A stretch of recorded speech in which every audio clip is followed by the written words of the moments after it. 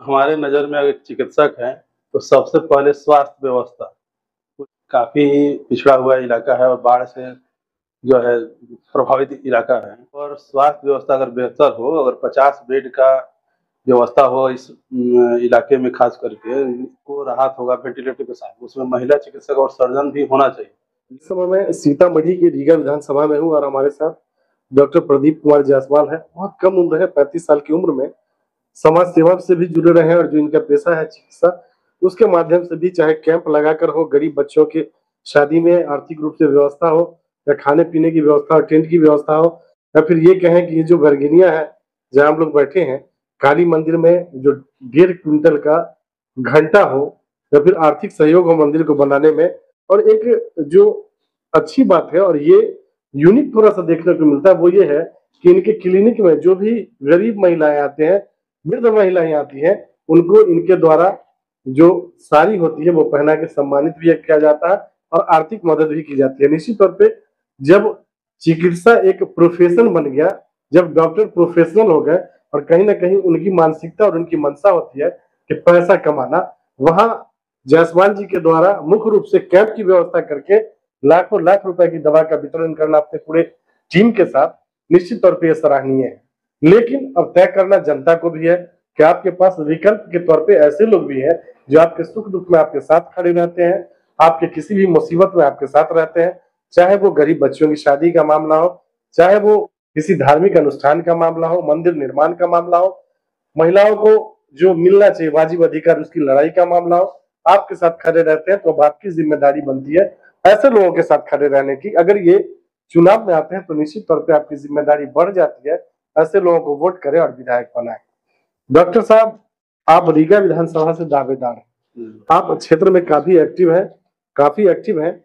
आज भी आप अपनी रीगा विधानसभा में सबसे बड़ी और गंभीर समस्या क्या मानते हैं जिसका समाधान विगत कई वर्षों में नहीं हो पाया? देखिए, हमारे नज़र में अगर चिकित्सक हैं, तो सबसे पहले स्वास्थ्य व्यवस्था पूरी तरह से समझिए कि हमको उस हिसाब से नहीं दिख रहा है। ख़ास करके जो है बरगिनिया जो है, काफ़ी पिछड़ा हुआ इलाका है और बाढ़ से जो है प्रभावित इलाका है। तो यहाँ पर स्वास्थ्य व्यवस्था अगर बेहतर हो, अगर 50 बेड का व्यवस्था हो इस इलाके में ख़ास करके, तो उससे लोगों को राहत होगा वेंटिलेटर के साथ। उसमें महिला चिकित्सक और सर्जन भी होना चाहिए।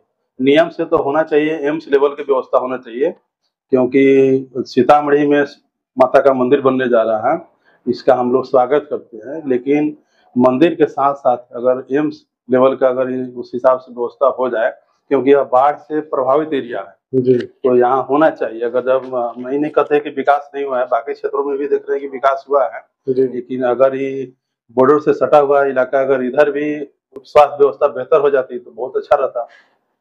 आपके रीगा विधानसभा में जो मुख्य रूप से समस्या है वो ये है कि जो अख्ता घाट है वहाँ पुल की निर्माण नहीं है।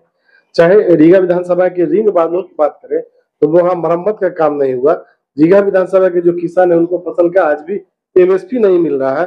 रीगा विधानसभा में सबसे बड़ी समस्या यह है कि अपना बस स्टैंड भी नहीं। जी, सही बात करेगी।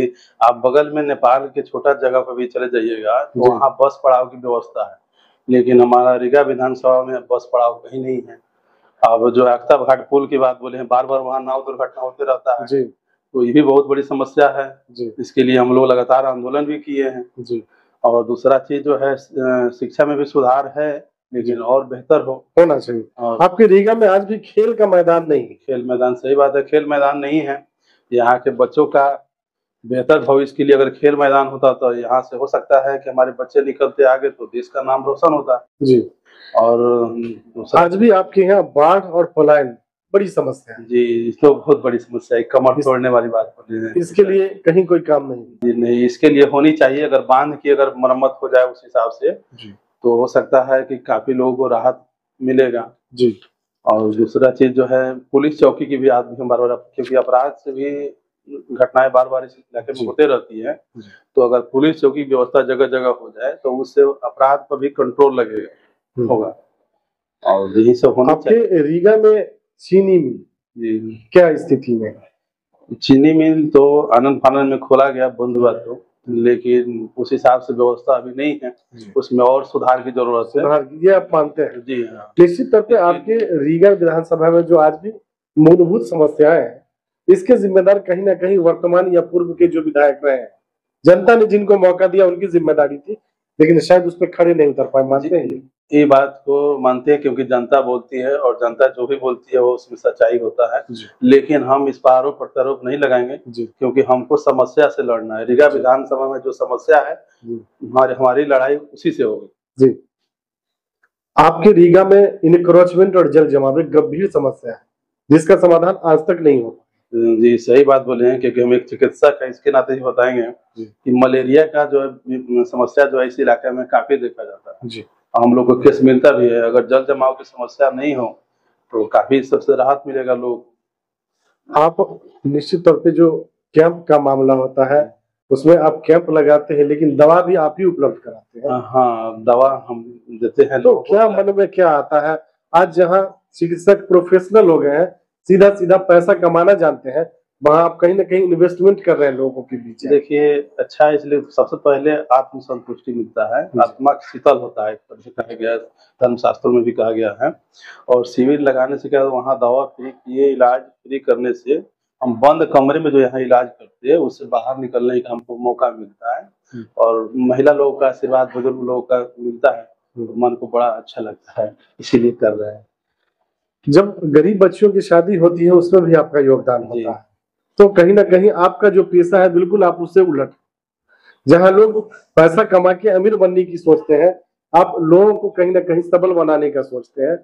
तो ये प्रेरणा आपको मिलती कहाँ से? देखिए, माता पिता का जो है संस्कार भी, माता पिता का लोग भोजपुरी में बोले कहावत जी जी, बच्चा में माई कहते थे कि भाला संगे रहिया तो खैया बीरा पान, अब मैंने बुरा संगे रहिया तो कटैया दोनों कान जी। तो बच्चा में बार बार बोलती थी, तो उसका असर भी हमको लगता है कि अच्छे लोग का अगर संगत धरते, अच्छा काम करते हैं तो अच्छा आपके साथ होगा और लोगों का प्यार मिलेगा, इसीलिए कर रहे हैं। अभी रीगा से आपकी दावेदारी है और निश्चित तौर पे जो आम जनता है उसका डिमांड है कि डॉक्टर प्रदीप कुमार जायसवाल को रीगा से चुनाव लड़ना चाहिए। और कहीं ना कहीं जनता की वजह से आप मजबूर भी हैं और लोगों के बीच जा भी रहे, जनसंपर्क कर भी रहे। तो ये जो आखिरी पंक्ति के लोग हैं जिनके बारे में जो भी सरकारें होती है वो बात करती है कि इनको मुख्यधारा से जोड़ा जाएगा, लेकिन ये दुर्भाग्य है बिहार का कि आज भी जो आखिरी पंक्ति के लोग हैं वो आखिरी में है, मुख्यधारा में नहीं जुड़ पा रहे हैं। क्या मानते हैं? देखिए, आप बोले हैं सरकार के ऊपर बोले हैं, हम ये नहीं कहते कि सरकार काम नहीं कर रही। अगर उसी जनप्रतिनिधि वैसा अगर चुनाव जीत कर जाते हैं और मजबूती से अपने क्षेत्र की बात को अगर सरकार के पास रखते हैं या विधानसभा में, तो हो सकता है कि सरकार का ध्यान उधर जाए। तो हम सरकार को दोष देने से पहले यहाँ के स्थानीय जनप्रतिनिधि हैं उन लोगों को बोलेंगे कि उस तरह का समस्या वो लोग उठा नहीं पाते हैं या जनता के बीच घूमते नहीं। अगर जनता के बीच घूमते तो समस्याएं भी दिखाई देगा। आप नहीं निकलिएगा तो समस्या आपको दिखेगा नहीं, तो आप काम कहाँ से करेंगे? तो इसीलिए होनी चाहिए। तो जो बड़े जनप्रतिनिधि होते हैं उनकी जिम्मेदारी है कि समस्याओं का समाधान। सरकार तो सुविधा मुहैया कराती है, लेकिन शायद जनप्रतिनिधि उसको इम्प्लीमेंट नहीं करा। जी जी, हम सरकार, ये आप मानते हैं? रीगा से बीजेपी से आपकी दावेदारी, आम लोग बात कर रहे हैं कि डॉक्टर प्रदीप जायसवाल को बीजेपी से चुनाव लड़ना चाहिए। इंडिपेंडेंट में भी हम साथ हैं, लेकिन बीजेपी का सिंबल मिलता है तो जीत 100% सुनिश्चित हो जाती है जी। तो पार्टी आला कमान को आप क्या कहें? जनता का डिमांड है, अगर जनता के डिमांड पर अगर पार्टी ध्यान देती है, इस पर मोहर लगाती है, तो जनता के तरफ से भी हम पार्टी को जो है धन्यवाद देंगे और शुक्रिया अदा करेंगे। पार्टी अगर प्रदीप कुमार जायसवाल को मौका देती है तो क्या आश्वासन देंगे पार्टी को? देखिए, पार्टी के साथ हम हमेशा खड़ा रहेंगे। पहले भी ऐसा नहीं है कि हमारे पूर्वज, हमारे दादा के समय से भी जो है हम लोग पार्टी के साथ ही रहे हैं और लगाव है। लगता है कि अपना पार्टी दिल से लगता है जी। तो इसलिए जब जहाँ दिल से लगता है, लोग चाहते हैं कि पहले वहीं से हो और जनता भी चाह रही है, तो हमको लगता है कि जनता के डिमांड पर निश्चित रूप से पार्टी ध्यान देगी।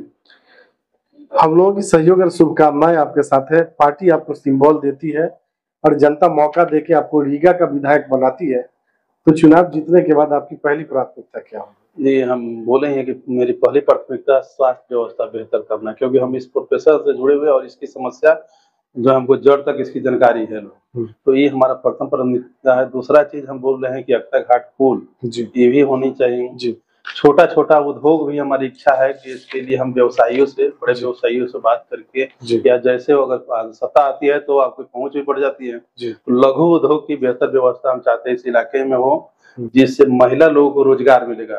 खास करके छोटा जो लघु, तो मोमबत्ती वगैरह बहुत सारी समस्या जो होता है, उससे उनको घर पर ही कुछ आमदनी हो जाएगा, तो उस परिवार चलाने में अच्छा होगा। तो ये आपकी जिम्मेदारी रही। जी जी, ये आपकी प्राथमिकता रही। चलिए, डॉक्टर प्रदीप कुमार जायसवाल जी, हमसे बात करने के लिए बहुत बहुत धन्यवाद। जी नमस्कार। लाइव चलेगा क्या? नहीं, लाइव नहीं चलेगा। लाइव चलेगा तो फिर हो सकता है कुछ गलत बोले तो वापस नहीं आ सकता, तो ऑफलाइन सामने देखिए, तो यहाँ भी तो दिखा ही होगा। ये थे डॉक्टर प्रदीप कुमार जायसवाल, जो रीगा विधानसभा की प्रबल दावेदार है, और कहीं ना कहीं जनता का जो अपार समर्थन है, जो जन समर्थन है, वो इनको मिलता हुआ दिख रहा है। उसका सबसे बड़ा कारण है कि आज भी प्रोफेशनल होते हुए, चाहे वो गरीब बच्चियों की शादी का मामला हो, मंदिर निर्माण का मामला हो, कैंप लगा के महिलाओं को, बच्चों को देखने का मामला हो, उनको दवा वितरण करने का मामला हो, या जो भी बूढ़ी महिलाएं आती हैं उनको सम्मानित करने का मामला हो, आर्थिक मदद का मामला हो, उसमें बढ़ चढ़ के खड़े रहते हैं। आज जब डॉक्टर निश्चित तौर पे प्रोफेशनल हो गए हैं, कहीं ना कहीं अपने परिवार के लिए सोचते हैं, आम लोगों के नहीं सोचते हैं, उसमें डॉक्टर प्रदीप कुमार जायसवाल एक अपवाद है, एक उदाहरण है, और दूसरे लोगों को भी इनसे सीख लेने की जरूरत है। आज भी रीगा विधानसभा की जो मूलभूत समस्या है, उसमें सबसे बड़ी और गंभीर समस्या है कि यहाँ एक कोई अच्छा हॉस्पिटल नहीं है, कोई सर्जन डॉक्टर नहीं है, न ही महिला चिकित्सक है। तो इनकी जो जिम्मेदारी है वो ये भी है, क्या जिस प्रोफेशन से आते हैं, जिस कार्य में ये अभी लगे हुए हैं, तो उस पर काम करना इनकी प्राथमिकता होंगी। आज भी रीगा में अक्ता घाट एक पुल है, अक्ता घाट एक घाट है जहाँ पुल का निर्माण नहीं हुआ, उस वजह से आने वाले समय में भी देखने को मिला है कि नाव की दुर्घटनाएं वहां समय समय पे होती रहती है। दुर्भाग्य है कि आज भी यहाँ खेल का मैदान नहीं है, या फिर ये कहें तो बस स्टैंड भी नहीं है। अब पार्टी को यह तय करना होगा कि आपके पास सिटिंग यहाँ से विधायक है, लेकिन उनकी जो पृष्ठभूमि है, या उनका जो बैकग्राउंड है, या फिर उनके बारे में जो फीडबैक है लोगों से, वो ये है कि शायद अगर आप उनको चुनाव जीत लड़ाते हैं, सिंबल देते हैं, तो शायद आपकी जो मंशा है कंटिन्यू करने की, वो आप नहीं कर पाएंगे। उसका सबसे बड़ा कारण कहीं ना कहीं विकास है, और आज भी रीगा विधानसभा विकास से अधूरा है। चाहे वो पूर्व के विधायक कांग्रेस के टुन्ना जी रहे हो, अमित कुमार टुन्ना, या फिर अभी मोतीलाल प्रसाद हो, बिहार सरकार के मंत्री है, बावजूद उसके एक मंत्री का विधानसभा क्षेत्र दूर से झलकना चाहिए, वो आज भी मूलभूत सुविधाओं से, समस्याओं से जूझ रहा है। लेकिन ये तय करना पार्टी को है कि अगर इस बार आप चाहते हैं कि बिहार में फुल मेजोरिटी की सरकार बने, तो निश्चित तौर पे ऐसे लोगों का आपको चुनाव करना होगा जिसकी पृष्ठभूमि कहीं ना कहीं बहुत पुरानी आपके पार्टी से है, आरएसएस से हो, तो इनके पूर्वज ही आपके साथ है। तो इनकी भी जिम्मेदारी है और पार्टी की भी जिम्मेदारी है कि ऐसे लोगों को मौका दे, ऐसे लोगों को चुनाव लड़ाए।